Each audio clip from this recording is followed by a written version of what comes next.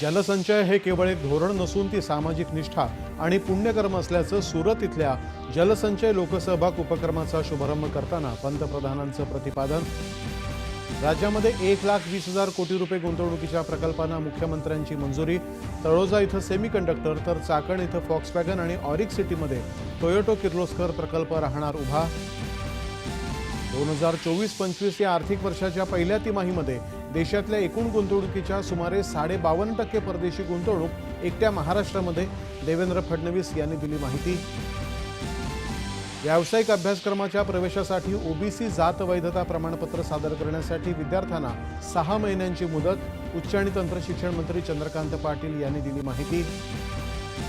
कोलकात्याच्या RG car महाविद्यालयाचे माजी प्राचार्य संदीप घोष यांच्याशी संबंधित ठिकाणांवरती ईडीचे छापे, अटकेला आव्हान देणारी घोष यांची याचिका सर्वोच्च न्यायालयानं फेटाळली।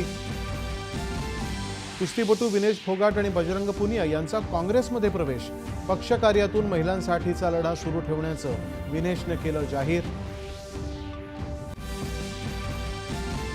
पॅराऑलिम्पिक स्पर्धेमध्ये कपिल परमारनं जुडोमध्ये मिळवलं पहिलं कांस्य पदक, भारताची पदक संख्या झाली 25।